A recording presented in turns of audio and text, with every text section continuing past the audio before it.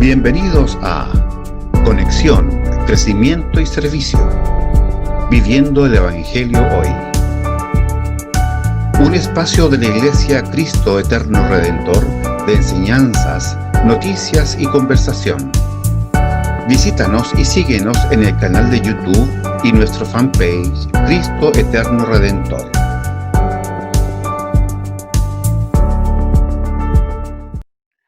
Gusto de saludarles, Dios les bendiga, muy buenos días, otra vez comenzando un nuevo programa de conexión, crecimiento y servicio, viviendo el Evangelio hoy. En este día vamos a seguir profundizando esta interesante temática de la Confesión de Fe Bautista de Londres de 1689. Hemos visto introducción, ya hemos entrado en la temática de las Escrituras, y hoy seguiremos profundizando al respecto y damos gracias al Señor porque nos acompaña nuevamente nuestra hermana Jonathan Muñoz, quien está participando y enseñándonos al respecto, lo cual ha sido una bendición para mí y por supuesto para todos quienes estamos siendo parte de este tiempo. Así que espero que estés por ahí, Jonathan. ¿Cómo está, pastor? El Señor le bendiga. Muy bien, mi hermano, gracias al Señor. Expectante de lo que va a ser hoy día esta clase, así que vamos a orar para que el Señor te guíe y nos bendigas con este tiempo. Señor, gracias te damos una vez más por tu misericordia. Señor, gracias porque siempre tú eres fiel con nosotros a pesar de nuestra infidelidad, Dios, y gracias porque tú has provisto, Señor, dones en tu iglesia para enseñarnos, para educarnos, para instruirnos también en el camino de justicia que tú has preparado. Pero qué importante también, Señor, es conocer la doctrina, Señor, y no apartarnos de lo que tú has querido que como iglesia aprendamos. Y en este día, gracias por Jonathan, bendice su vida, usa su vida también, y que podamos todos disfrutar de esta clase, Señor, que Él ha preparado para edificación de tu iglesia y la gloria tuya, Señor. En el nombre de Jesús, amén. Amén, amén. Qué bueno poder compartir de nuevo con usted, pastor, y con todos los hermanos que hoy día nos están viendo. Bien, bueno, hoy día nos toca ya nuestra tercera sesión. Ya entramos de lleno al capítulo 1, que es de las Sagradas Escrituras, de la Confesión de Fe. Y hoy día vamos a ver 2 párrafos. Espero que con la ayuda del Señor y según los temas, ¿cierto? Para no meter tanto el acelerador ni quedarnos tan pegados, vamos a ir viendo ya un poquitito más de párrafos. Pero hoy día vamos a ver 2 párrafos que son muy especiales y que hablan sobre el canon que tenemos de la Biblia, tanto del Antiguo como del Nuevo Testamento. Y es bien interesante tocar este tema, porque no hace muchos años estuvo bien en boca el famoso Evangelio de Judas encontrado, y cada cierto tiempo salen algún escrito que supuestamente contradice todo lo que la Biblia dice. Entonces, bueno, siempre hay temas con eso. Y claramente ya nuestros hermanos, en aquel tiempo en que se escribió la confesión, quisieron también de nuevo enmarcar, ¿cierto?, lo que hemos recibido de Dios, y eso vamos a conversar un poquito hoy día. Así que, bueno, el párrafo 2 comienza así, dice: bajo el nombre de Sagradas Escrituras o Palabra de Dios escrita, están incluidos todos los libros del Antiguo y Nuevo Testamento, que son, los vamos a leer, primero el Antiguo Testamento: Génesis, Éxodo, Levítico, Números, Deuteronomio, Josué, Jueces, Ruth, primera y segunda de Samuel, primera y segunda de Reyes, primera y segunda de Crónicas, Esdras, Nehemías, Esther, Job, Salmos, Proverbios, Eclesiastés, Cantar de los Cantares, Isaías, Jeremías, Lamentaciones, Ezequiel, Daniel, Oseas, Joel, Amós, Abdías, Jonás, Miqueas, Nahum, Habacuc, Sofonías, Ageo, Zacarías y Malaquías. ¿Ya? Es este el Antiguo Testamento que nosotros tenemos hoy en nuestra Biblia. Eso quiero remarcarlo y más adelante vamos a ver por qué. Respecto al Nuevo Testamento, nuestros hermanos nos dicen que los libros que están en las Sagradas Escrituras, que son, está el Evangelio de Mateo, de Marcos, Lucas, Juan, Hechos, Romanos, primera y segunda de Corintios, Gálatas, Efesios, Filipenses, Colosenses, primera y segunda de Tesalonicenses, primera y segunda de Timoteo, Tito, Filemón, Hebreos, Santiago, primera y segunda de Pedro, primera, segunda y tercera de Juan, Judas y Apocalipsis.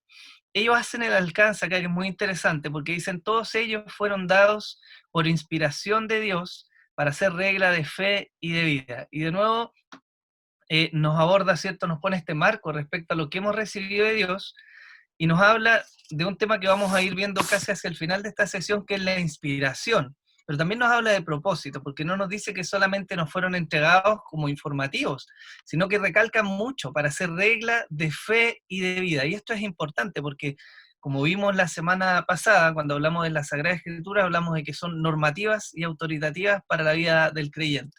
Entonces eso es muy importante. Aquí nos estamos metiendo de lleno en la Biblia, y quisiera que pudiéramos ver un poco qué es la Biblia.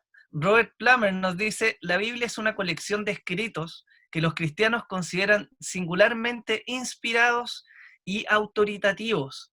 Muchos teólogos, creo que la gran mayoría en realidad, concuerda en este sentido, que estos libros son autoritativos. Por eso son tan importantes para nosotros, porque norman lo que podemos y lo que no podemos hacer. Y más que una serie de reglas solamente, tiene mucho que ver con la forma en que se vive el cristianismo, ¿ya? La forma en que conocemos a Jesús, y eso es maravilloso.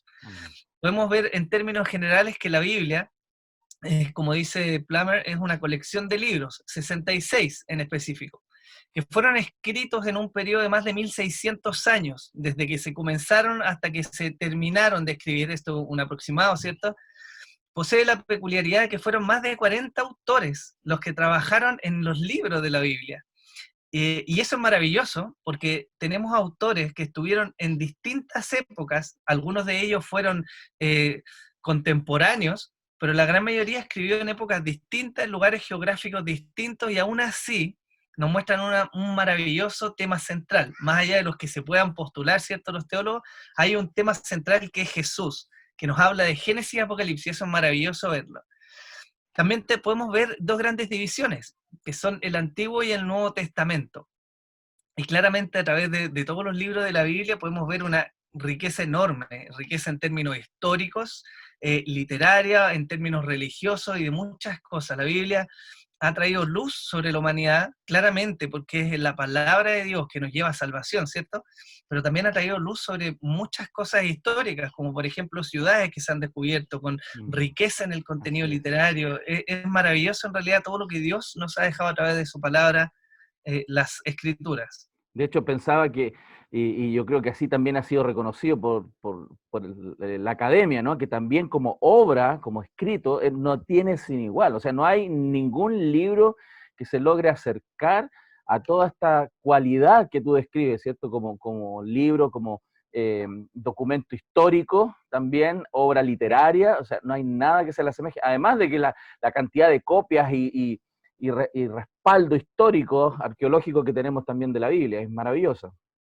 Sí, de hecho, es un punto bien interesante, ¿eh? Porque mucho se habla siempre que se dice, bueno, la Biblia la escribieron hombres, y vamos a ver un poco de eso hoy día, pero efectivamente no hay ningún libro como la Biblia, que los manuscritos que hoy día persisten sean tan cercanos a los originales, ¿ya? El Nuevo Testamento se escribió prácticamente todo, o su gran mayoría, mientras los discípulos estaban vivos, ¿ya? Muchos muy cercanos a la muerte y resurrección de Cristo. Habían testigos oculares de los hechos que estaban ahí nombrados. Y los manuscritos que posteriormente quedan, después de que esos originales se extravían, son muy cercanos a esa fecha. Entonces tenemos un respaldo tremendo, por la cercanía en fecha y también por la cantidad de manuscritos que existen. Eso, ningún libro hoy día sobre la tierra se puede adjudicar esto que la Biblia tiene, ninguno. Y eso es maravilloso. Así es.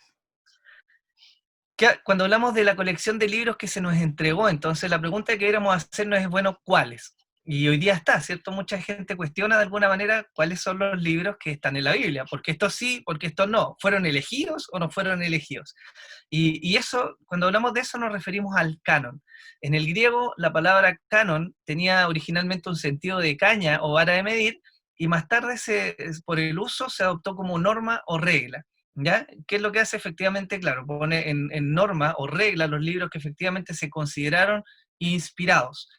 Si nos vamos atrás en la historia, tenemos a Atanasio por ahí en el 352 después de Cristo, quien fue obispo de Alejandría, reconocido como uno de los primeros en referirse a este listado autorizado, entre comillas, o concebido como dado por Dios, ya como el canon. Y aquí hay un alcance también muy interesante, porque el canon no es una colección autorizada de libros, en el sentido que no es la Iglesia quien dio permiso a que tales libros estuvieran en el canon. ¿Ya? Eso es muy importante, porque siempre está el cuestionamiento en decir, bueno, es que la Iglesia eligió que estos libros estuvieran, pero cuando hablamos de canon, no estamos hablando de eso. ¿Ya? El canon es una colección de libros inspirados por Dios y autoritativos. Y lo que hizo la Iglesia a través de un proceso que duró muchos años, estamos hablando desde el Nuevo Testamento, y lo que hizo el pueblo israelita de ahí hacia atrás fue reconocer ya los libros que habían sido dados por Dios. Y esto es muy interesante, porque cuando hablamos de reconocer, estamos diciendo que claramente por el actuar soberano de Dios, por la guía del Espíritu Santo, por la diversidad que existía, por el acuerdo que existía en las iglesias y en general en el pueblo, ellos pudieron reconocer que eran libros que venían de Dios. Ya ellos no se levantaron simplemente en un concilio a decir, no, este sí, este no, este me parece, este no, nos conviene, este no, ¿ya? Ese es un alcance que encuentro muy pertinente de hacer. Así es. Entonces, cuando nos vamos al Antiguo Testamento, vemos que son 39 libros los que componen ese canon. Tenemos de manera general que se escribieron más o menos en un periodo entre el 1400 y el 430 a.C. aproximadamente.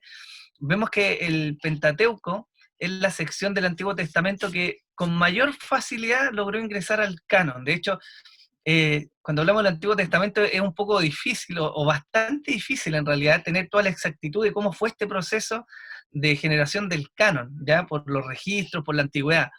Pero sí se conoce de testimonios muy antiguos en que el Pentateuco siempre estuvo ahí como canon. De hecho, hasta los samaritanos contaban, que vienen a ser entre comillas como primos de los israelitas, ¿cierto? Ellos también contaban con ese canon, y para ellos siempre fue una unidad que consideraban venida e inspirada por Dios hace muchísimos años atrás. Entonces, el Pentateuco fue, por así decirlo, el menos difícil o el más fácil de que entrara en este canon. Que son los primeros 5 libros de la Biblia. Exacto, nos estamos refiriendo a los primeros 5 libros de la Biblia. El resto de los libros también sufrió de alguna manera un periodo que no fue corto, largo, en el cual se tomaban, se examinaban, veían lo que Dios había dicho, los comparaban con otros textos y se fueron adoptando, se fueron reconociendo como inspirados por Dios. Hay una aseveración muy interesante que hace Flavio Josefo, un historiador ya contemporáneo ahí a los discípulos. Él era judío, no era cristiano, pero él dice lo siguiente respecto al Antiguo Testamento. Él declara en su obra Contrapión: no son decenas de miles de libros discordantes y conflictivos los que tenemos, sino solo 22 que contienen el relato de todos los tiempos y de los cuales se cree con toda justicia que son divinos. Aquí hay un número, usted quizás está pensando en 39 y él dice 22, pero hay muchos libros que originalmente en la Biblia, por así decirlo, en los escritos hebreos, estaban unidos, como Primera y Segunda de Reyes, Primera y Segunda de Crónicas, como Esdras y Nehemías. También Ruth se unía a veces antes de los Salmos, Lamentaciones con Jeremías hacían una unidad, entonces eran los mismos escritos, pero ellos lo tenían en un número reducido de libros. Y había una división que menciona de alguna manera Josefo, que Jesús también la menciona, y es una división tripartita, por así decirlo, en la cual se reconocía la ley, que eran los primeros 5 libros de la Biblia, el Pentateuco, los profetas, y también los escritos o los salmos, como lo llama Jesús, ya que había literatura poética, habían himnos, canciones, mucho de eso.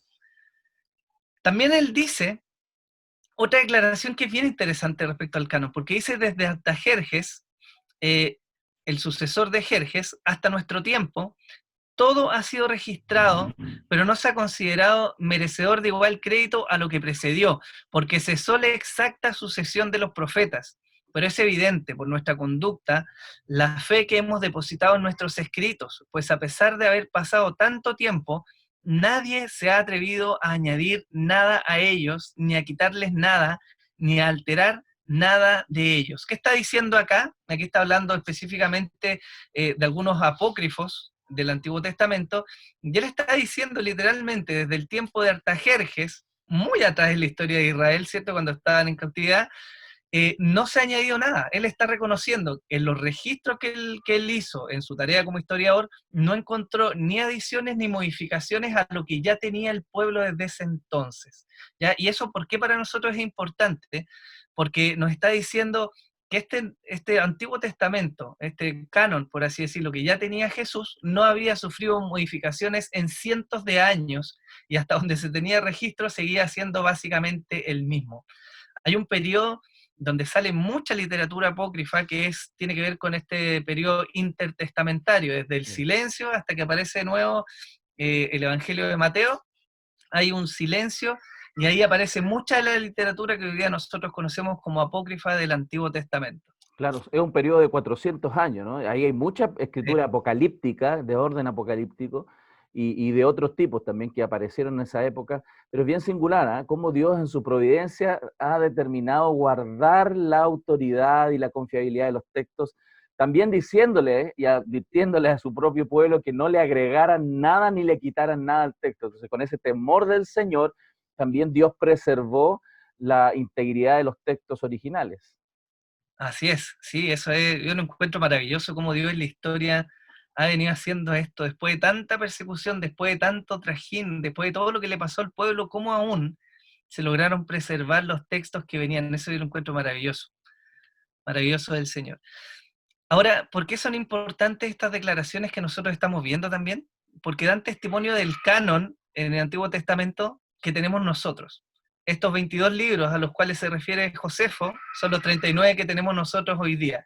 Y dan testimonio precisamente de esto que decimos, que no hay variación y que lo que tenemos nosotros es con toda seguridad lo que ya tenía el pueblo en aquel periodo de esclavitud, muchísimos cientos de años antes del Nuevo Testamento. También nos aclara que contempla la no generación de más escritos canónicos, ¿ya? Y eso es muy interesante, porque también su referencia no es solo a la seguridad de lo que estaba, sino que efectivamente no hay reconocimiento de más libros en el canon en ese periodo, ¿sí? Y bueno, también lo dice, lo habíamos comentado, que no contempla la edición de ningún material entre el 425 al 90 después de Cristo, de nuevo como canon. ¿Se generaron apócrifos? Sí, pero no fueron reconocidos como libros canónicos. O sea, ¿a qué apunta todo esto? A que podemos tener certeza y tranquilidad respecto a lo que hemos recibido. Sin embargo, a pesar de la evidencia histórica que está y de lo que podemos ver, yo creo que el fundamento más fuerte que nosotros tenemos hoy día en nuestra fe para tener tranquilidad y certeza en lo que refiere al Antiguo Testamento es lo que nuestro Señor Jesús nos dice, porque es maravilloso. En Lucas 24:44, cuando ya Él había resucitado y estaba de nuevo con su discípulo antes de ascender al cielo, Él declara estas palabras. Estas son las palabras que os hablé, estando aún con vosotros, que era necesario que se cumpliese todo lo que está escrito de mí en la ley de Moisés, en los profetas y en los salmos. Y aquí es bien interesante porque no está diciendo, repitiendo, ¿cierto? Simplemente escritos que habían recibido, sino que él hace reconocimiento de alguna manera de esta división en tres que ya existía respecto a los textos del Antiguo Testamento, que refieren claramente al Pentateuco, a todo lo que habían escrito los profetas y a los salmos, proverbios y todos aquellos libros que se enmarcaban dentro de salmos muchas veces. O sea, si quedaba alguna duda de que el Antiguo Testamento que tenemos es seguro, bueno, Jesús viene y ratifica que efectivamente eso es la palabra inspirada de Dios. Maravilloso, maravilloso, como el Señor da testimonio de su propia palabra, ¿no? Hermoso. Sí. Bueno, después de ahí entonces claramente con el visado de Jesús no debería haber cuestionamiento alguno respecto a lo que hemos recibido, porque el Antiguo Testamento, perdón, que nosotros tenemos hoy día, era efectivamente el que reconoció Jesús y de ahí en adelante se ha mantenido, ¿ya? Así la Iglesia Católica la que ha añadido o quitado, según el Papa de turno, ¿cierto? Algunas porciones o secciones al Antiguo Testamento, pero básicamente nosotros tenemos lo que Jesús nos dejó y estamos tranquilos respecto a eso. Sí, y de hecho, Ahora, Jonathan, ese es el canon, ese grupo de textos, ¿cierto? Son los que también los judíos de la zona de Israel, ¿no? Son los que ellos usaban y reconocían también. Porque hay judíos en la dispersión que tenían algunas, digamos, adiciones que son que se toma como parte de la Septuaginta, ¿no? Pero los sí, judíos claro. de la zona de Israel, donde estaba el origen del pueblo hebreo, ellos consideran este grupo de textos como los canónicos. Exactamente. Bueno, usted lo mencionó, hay harta tela que cortar porque es harto lo que sale cuando hablamos de la Septuaginta, que fue la traducción del texto hebreo y arameo al griego, Así que lo es, tenían los discípulos y se considera como una de las primeras Biblias utilizadas. Están los textos masoréticos también, así es. pero básicamente esta división y el canon es lo que tenemos hoy día, es lo que tenía Jesús en su tiempo y lo que él valió. Y bueno, como decía, respecto al Nuevo Testamento, ahí ya tenemos mucha más claridad. Está mucho más documentado y tenemos mucho más claro el proceso de cómo se fueron debatiendo algunos textos hasta que se logró obtener este canon que nosotros tenemos hoy día. Y para partir un poco, cuando hablamos de canon del Antiguo Testamento, hay tres criterios que son muy importantes que la Iglesia fue utilizando para poder reconocer como canónicos los libros. Primero, tenían que ser apostólicos. ¿Qué significa eso? Que los libros tenían que ser de autoría apostólica o de los discípulos de estos. Es bien interesante porque cuando nosotros vemos los 4 evangelios, dos de esos evangelios no fueron escritos por discípulos, ni por los apóstoles, que son el evangelio de Marcos y el de Lucas. Lucas fue discípulo de Pablo y Marcos de Pedro, ¿cierto? Así es. Entonces son validados claramente por la cercanía que tenían aquellos apóstoles. También hablamos de estos textos como católicos. ¿En qué sentido? En que tenían que ser ampliamente reconocidos, sino universalmente por las iglesias. Y eso fue lo que ocurrió. Nosotros no nos encontramos con Jesús entregándoles una lista de libros a sus discípulos y diciéndoles este es el canon que se va a respetar. Pero lo que ocurrió es que, aparte de los evangelios, las cartas de Pablo, las epístolas de Pedro y otros textos fueron rotando de iglesia en iglesia. Por lo tanto, cuando se hablaba de este canon, de este reconocimiento, eran textos que la iglesia ya estaba ocupando y ya reconocía como inspirados de Dios. A eso se refiere la universalidad de estos textos, o lo católicos que son. Y también tenían que ser textos ortodoxos. ¿Qué significa esto? Libres de contradicción con algún otro libro o doctrina apostólica. Claramente, aquí hay un tema interesante y que muchos no consideran al momento de cuestionar estos nuevos evangelios o textos que aparecen, y es que tenemos una abrumadora cantidad de manuscritos y de textos antiguos que respaldan lo que ya hemos tenido, los evangelios, las cartas de los apóstoles.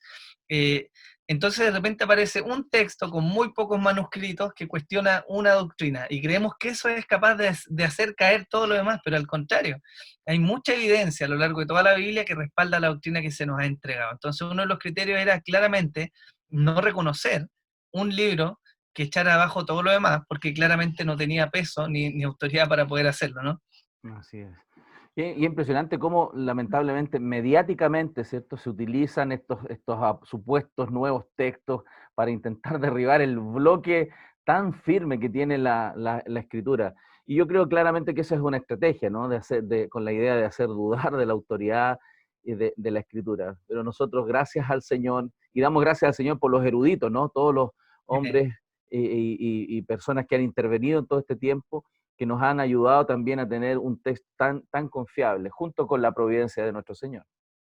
Sí, claro. Esto es interesante, me gusta ver un poco una analogía, pero imagínese usted todos los años que uno lleva casado, un hombre casado de 50 años que conoce a su esposa, que ha estado con ella en las buenas, en las malas, conoce sus debilidades, sus luchas, la conoce al revés y al derecho, y un día viene un desconocido y le dice, no, tu esposa te ha engañado toda la vida. Sería difícil que automáticamente uno dijera, sí, claro, por lo que tú me dijiste voy a poner en duda todo lo que yo he vivido hacia atrás, ¿cierto?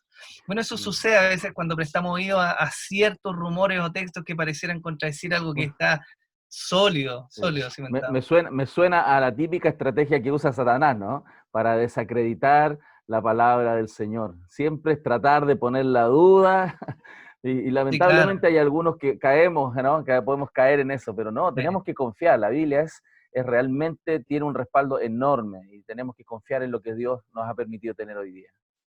Sí, hay algo bien maravilloso en eso, ahí es que lo compartía con algunos profes del seminario este trimestre y el anterior, y es que parece un tema bien respetable y en realidad es bien cabezón a veces el meterse en estos ámbitos académicos y ver la crítica y lo que se escribe, pero en lo personal, y lo compartían mis profes, es que mientras más uno investiga, en vez de tener dudas, está mucho más seguro de que lo que tenemos ha sido efectivamente lo que Dios nos ha entregado. Eso es Tremendo, Maravilloso.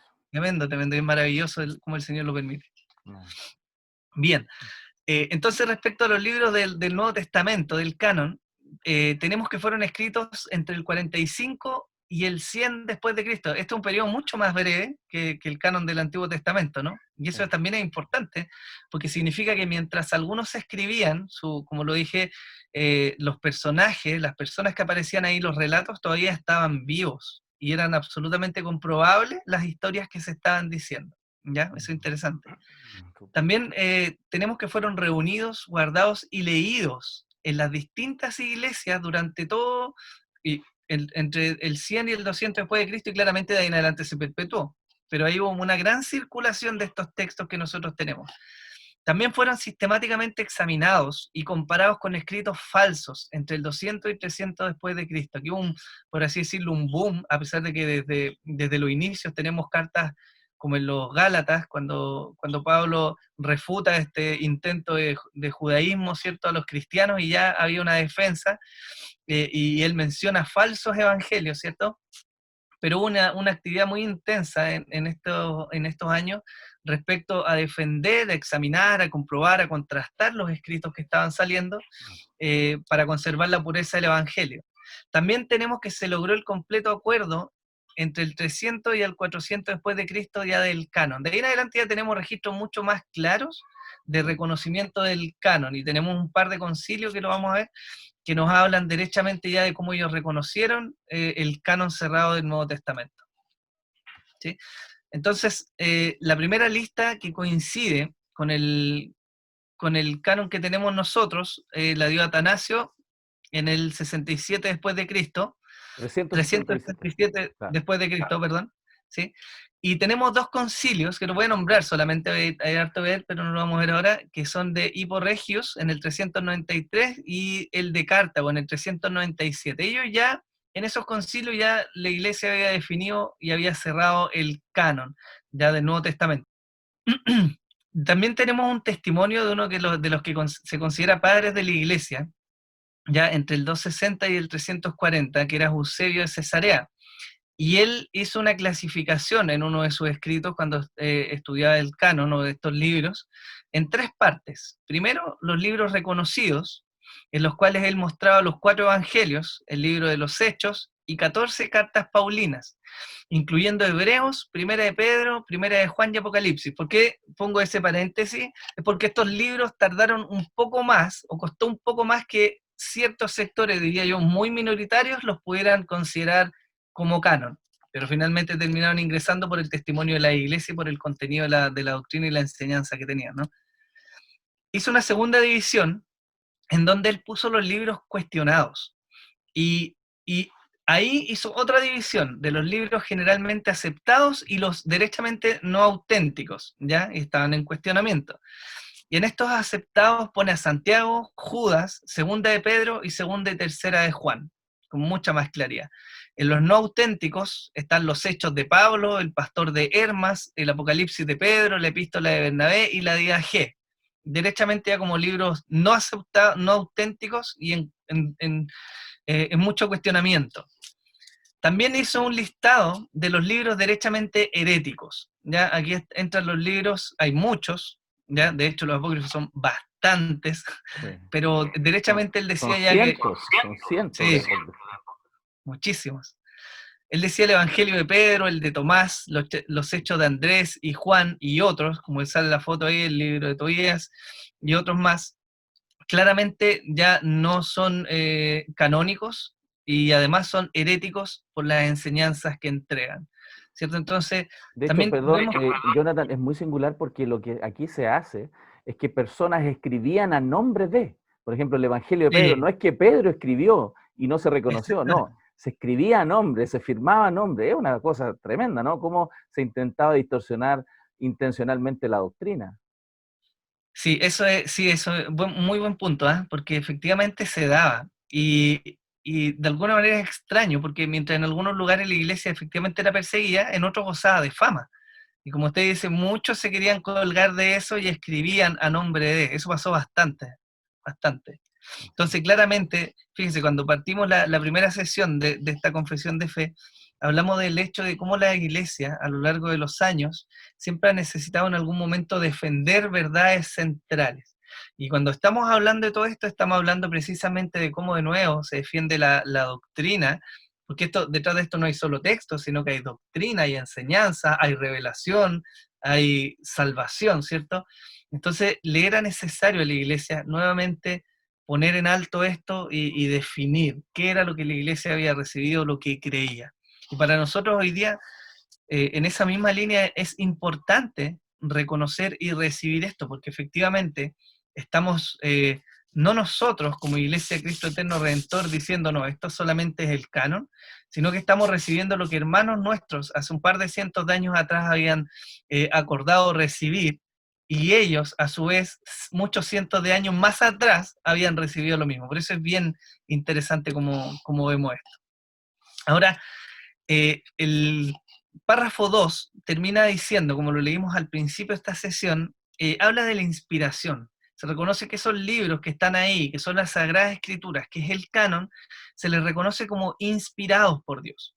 Y ese es un término también bien interesante, y de hecho es relevante hoy día, porque iglesias o pseudo iglesias están cuestionando mucho el sentido de la inspiración, y abren mucho por la teología liberal, ¿cierto? Explotan mucho este término para dar pie a herejías y a cosas que no tienen que ver con lo que Dios nos ha dejado. ¿Cómo lo define Millard Erickson la inspiración? Bueno, él dice, por inspiración de las Escrituras, entendemos la influencia sobrenatural del Espíritu Santo en los autores de las Escrituras para que ofrecieran en sus escritos un informe fiel de la revelación, o para que lo que escribieran realmente fuera palabra de Dios. ¿Ya? Esto es a modo de resumen. Y cuando hablamos de inspiración, como yo le decía, bueno, hay varias teorías, yo quise poner 5 de manera breve, para entender un poco este tema. La primera es la teoría de la intuición, que se plantea acá, que se argumenta que se ve la inspiración como un atributo natural, es casi un acto artístico, y el foco que tiene esta teoría de la intuición es que la que está escrito tiene más que ver con la habilidad del hombre para captar algún sentido religioso que con Dios interviniendo en esto. ¿Ya? ¿Qué consecuencias tiene esto? La Biblia no es entonces diferente a otros libros religiosos, como los textos budistas o islámicos u otros. Es un libro a la par, ¿ya? Esa es una primera consecuencia. Y también nos dice que la Biblia no refleja solo refleja las experiencias religiosas de los israelitas. Entonces, de nuevo, vuelve un punto que habíamos visto en algún momento, que es, ¿podemos confiar en la Biblia? Bueno, bajo los que postulan la teoría de la intuición, no podemos confiar en la Biblia claramente como un texto divino, ¿no? Exacto. Está la teoría podría ser cuestionado, como dice muy bien ahí, como una mirada del mundo solamente de esa experiencia religiosa de un grupo muy minoritario de seres humanos llamados israelitas. Pues no tendría que ver en el fondo con nadie más en el mundo, es su propia experiencia. Exacto, sí. Esto está muy ligado, les compartí también un video, como una iglesia acá en Chile, más adelante la voy a nombrar, es una iglesia histórica, no quiero caer en controversia, pero claro, planteaban hace un tiempo atrás y bendecían y deseaban que Dios se revelara a los que estaban celebrando, a los musulmanes que estaban celebrando el Ramadán. Eso claramente viene por una forma de conocer la Biblia, por una percepción, por un punto de partida que ellos tienen de la Biblia, que se abre claramente a contemplar eso. Entonces, efectivamente grave, sí, es grave considerar alguna de estas teorías. La teoría de la iluminación nos dice que el Espíritu Santo actúa intensificando las capacidades naturales del escritor. No hay una comunicación de la verdad ni una guía divina en el proceso en que ellos escribieron. Lo que nos dicen es que de alguna manera el Espíritu Santo obra, pero no obra para guiar ni dirigir a la verdad, sino para elevar la conciencia de este autor para que él de nuevo pueda percibir estos aspectos religiosos y entonces, según su criterio, escribirlos. ¿Ya? También tiene peligros. ¿Por qué? Porque diluye la verdad normativa de la Biblia. ¿Y quién dijo bajo esta mirada entonces que solo me es lícito una esposa? Claro. ¿Quién dijo que el único camino a salvación es solo Jesús? ¿Quién dijo que me tengo que arrepentir de mis pecados? Son cuestionamientos que tienen mucho que ver con la forma en que desarrollamos el Evangelio, ¿no? Sí, en el fondo, la salvación. Elimina totalmente el elemento claramente rector que tiene que tener un Dios soberano sobre lo que Él quiere que sea dicho. Sí, claro, claro, caemos en el campo de la ambigüedad y ahí ya viene la imaginación de cada uno lo que pueda leer o Mucho, interpretar. muy subjetivo, claramente. ¿Sí? Entonces, no hay seguridad claramente de que es divino o humano en las escrituras. ¿Sí? Mm. De hecho, fíjese, mucho de esto beben aquellos que plantean, por ejemplo, que la relación de Jonatán y David era una relación homosexual, porque viene claramente una interpretación muy subjetiva de lo que era real o no, de lo que era venida de Dios o no. Entonces hay peligros, por ejemplo, en eso. Está la teoría dinámica, que es una combinación de los elementos divinos y humanos en la escritura de la Biblia. Claramente reconoce que hay un ser humano, una persona que participó en el proceso, y también reconoce que hay elementos divinos. Y plantea también que el Espíritu Santo guía al autor hacia los conceptos e ideas que Dios quiere transmitir. De nuevo, hay una intervención divina, pero sigue siendo de alguna manera el autor el que es guiado y el que va a escribir según lo que él reciba de Dios y según lo que él quiera o disponga en su corazón poner. Entonces el escritor da expresión a los pensamientos dirigidos divinamente, de manera única y según su personalidad. También de nuevo es un peligro porque estamos metiendo un factor humano. Y vuelve el cuestionamiento, si hay un factor humano en el que no es tan dirigido por Dios, entonces, ¿cómo sabemos que viene de Dios y que no viene de Dios? ¿Cierto? No tenemos manera de saberlo. Así es. Está la teoría verbal, que es la posición de la Iglesia reformada.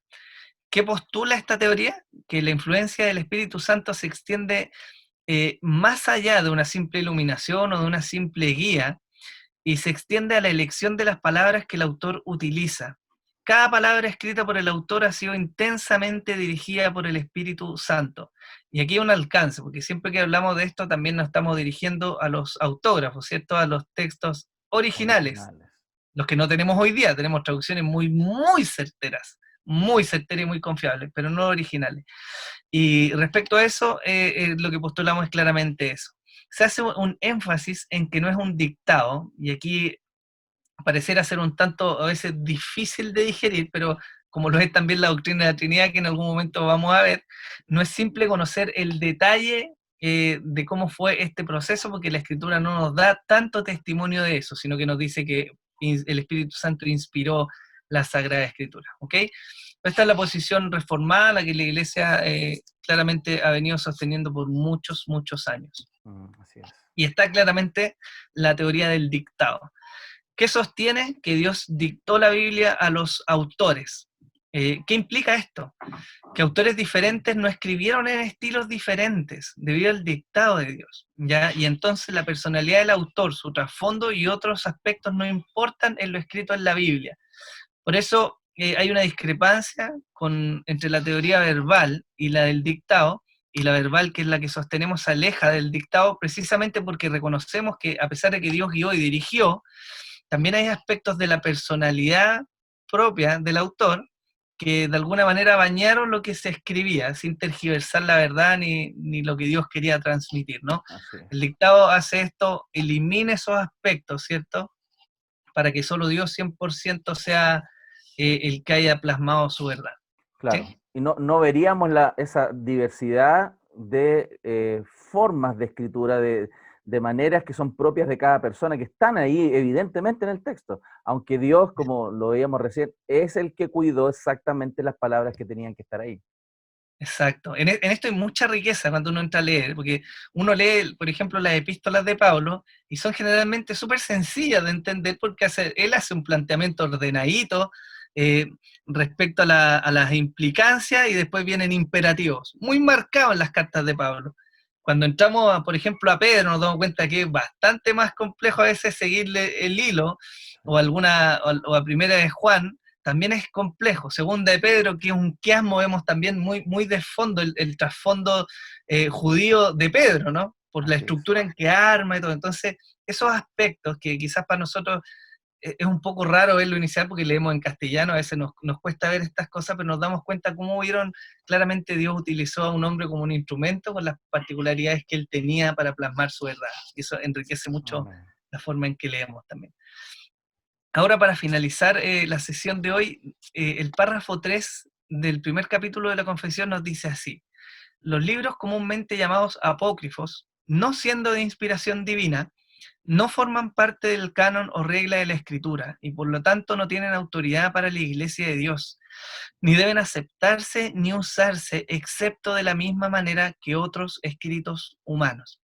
Y aquí entramos de nuevo en un punto que es relevante para la confesión: no solo mostrar cuál es el canon, sino referirse estrictamente a que los que son apócrifos, es decir, no forman parte del canon, no tienen autoridad para normar la vida de iglesia. Eso es súper importante.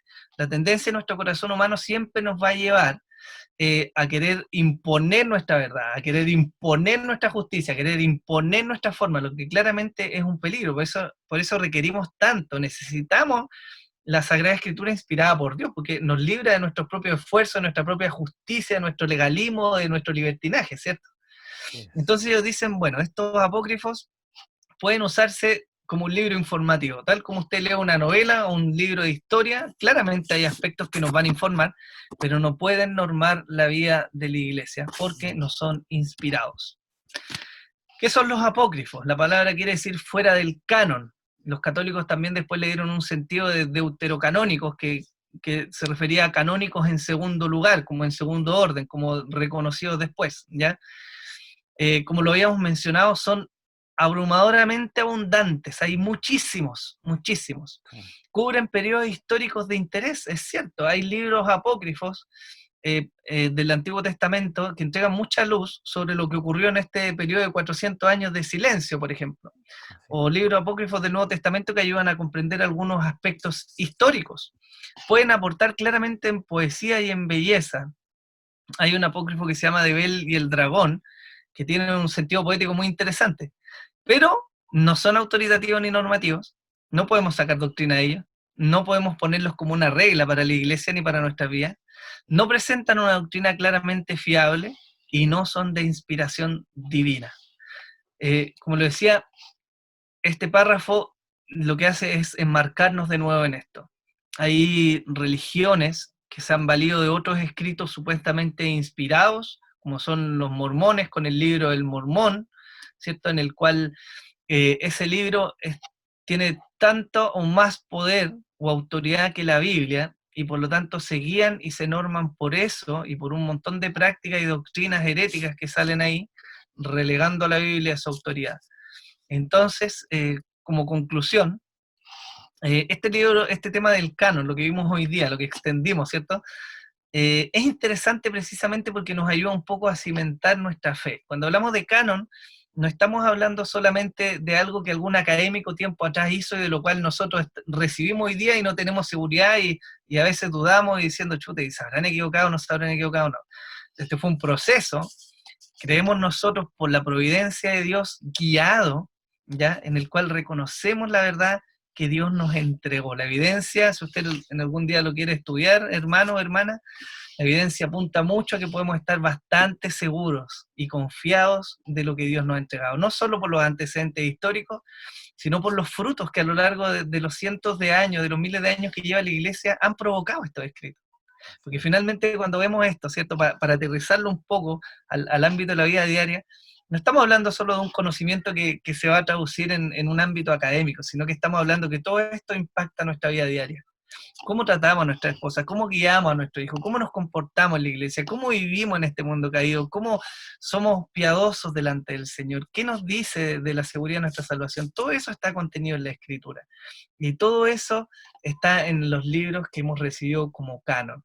Así que finalizo con esto. Ya la próxima semana es probable que tengamos ya de más párrafos, vamos a avanzar según el tema un poquitito más rápido, pero creía pertinente tomarnos un poco de tiempo en esto para poder cimentar lo que vamos a seguir viendo de aquí en adelante. Así que el Señor les bendiga y pastor, una bendición estar aquí de nuevo.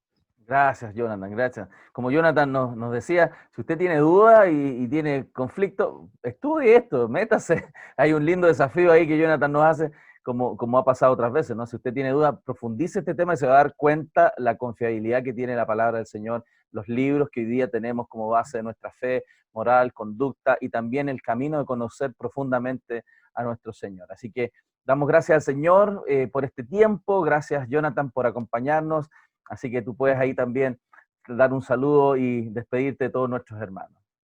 Sí, bueno, pastor, de nuevo una bendición poder estar acá, ha sido una bendición claramente estudiar todo esto y oro que el Señor nos ayude a amar su palabra, a poder tener más seguridad, certeza de lo que Dios ha hecho y hermanos, qué alegría a todos aquellos que pueden disponer de este tiempo también para poder escuchar, para poder ver, para poder instruirse de alguna manera y nada, hermanos, que el Señor nos ayude, nos fortalezca, que el día que nuestra fe se vea atacada, que el día que nuestra fe se vea de alguna manera amenazada, nosotros tengamos la valentía de Dios bien fundada de poder defender la fe que se nos ha entregado, que es la maravillosa palabra del Señor. Así que el Señor les bendiga y de nuevo, gracias por estar viendo y por esta oportunidad que me da, pastor, de poder estar aquí compartiendo.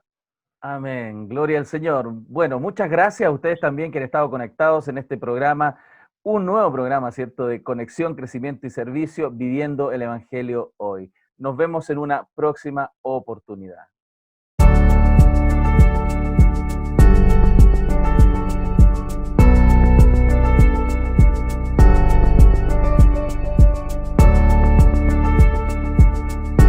Bienvenidos a Conexión, Crecimiento y Servicio, viviendo el Evangelio hoy. Un espacio de la Iglesia Cristo Eterno Redentor de enseñanzas, noticias y conversación. Visítanos y síguenos en el canal de YouTube y nuestro fanpage Cristo Eterno Redentor.